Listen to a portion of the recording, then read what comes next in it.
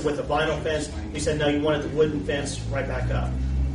I've got the sections. I just have not been back over there to put it back up.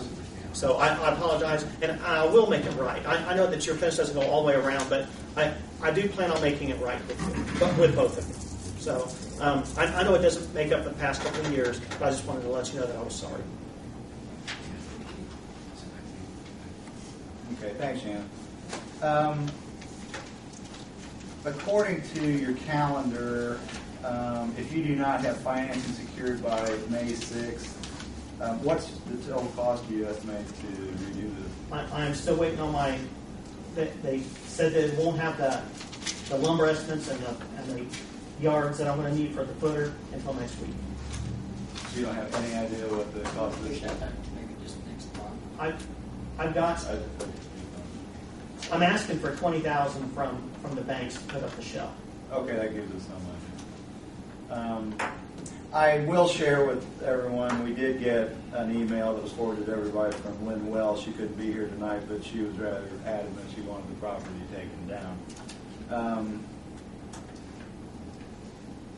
Does anyone have any suggestions on what the board's pleasure? Well, my thought is when my house fire happened, when they tore the shell down, we found damage to the foundation. So I was allowed to rebuild that foundation and set my house on the same footprint that I had before I didn't have to come and get any waivers. My lot's too small for today's standards. So it's not this board's job, it's BZA would actually have to approve that, I think. But I think that we should look favorably upon. I'd like to see us just get it down and let the guy, if he gets his money and he comes back from deployment in a year and everything, and he can get money, put it up on the same footprint that it was before. Because rock foundation, you can't reuse that anyway. So and try and help the guy out, but also help the neighbors. Get rid of the eyesore. We'll have a vacant lot, and when he comes back, let him rebuild on the footprint that we had. That's what I'd be in favor of. I don't know about the rest of you. I guess my concern would be the yard was not maintained while you were here, correct? Well, that is correct, but I had hired a boy to come over and mow that lawn, and he only came to collect every couple months, and so I thought he was taking care of it again last year, like he did the previous year, but he did not. And Shannon, do you plan on living in this house, or are you going to rent it out? No, I plan on selling it. You plan on selling it? Okay. Yes. I guess. Well, as a property owner, and a responsibility of a property owner, your job is to maintain that property. You live here in Greensburg? Yes, I do. Even if I were to hire somebody, I could go over and check on it occasionally to make sure it's been maintained like you're paying a person for. And in my judgment, that property's been neglected. And the people that live around there have suffered for it. And myself was one of them that's been there and cleaned it up on several occasions. You were, I know, notified because we were putting a lien against your property for the work that had been done, which was taken care of. But the idea of it is you still own it, you have responsibilities. I'm sorry about your situation that you've fallen into, financially wise, and not being able to be in the country for being employed. But 2 years, I think I had started this project and found out that it's overcome me. I believe I put it up for sale and tried to recoup some of my money out of it and let somebody else take it over. And for people to have to live by that and stories that's been told to your neighbors that you've meant well on but not fulfilled, like fixing the fence and keeping the yard mowed, I'm sorry. I sympathize with them. I wouldn't want to live next to it. And I think in a 2-year period, you've had more than enough time. If I couldn't have gotten it done, I wouldn't have got wood and buckled it up and secured it so people and animals and rodents or whatever couldn't even gotten in it. At least kept the yard maintained to where people didn't have to look at it. Guess I didn't think about pouring it up. 3-wall structure itself is not very safe. Yeah, if it catches fire, they could take out Your neighbor's property, the yards, behind us the grass was, they would have went up and out. Because it wasn't grass, it was weeds, very coarse weeds, very sharp. there was so much to put in the yard that you couldn't mow it with a mower. I mean, there's rocks, there's chains, there's all kinds of stuff we found in there. There's a big hole between the road and the sidewalk, too. That is Found correct. it. You step in that. One time we did notify you and someone came over and mowed the grass on the west side of the sidewalk. Well, to me, that wasn't putting forth very good effort. I mean, the whole yard should have been maintained. Myself, I like to see it go on. And I know the neighbors, and for the sake of the city, and for people who have buildings in such situations, you know, I'm sorry. I just think 2 years has been more than enough time. And let's be clear, Shannon, you want to tear this down, you want to renovate it, but you want to tear it down too, correct? Or do you want to build on the existing? Yeah, I So just you want. want one wall? No. Kathy had told me that to renovate it, I needed to leave one wall, at least one wall standing, Okay.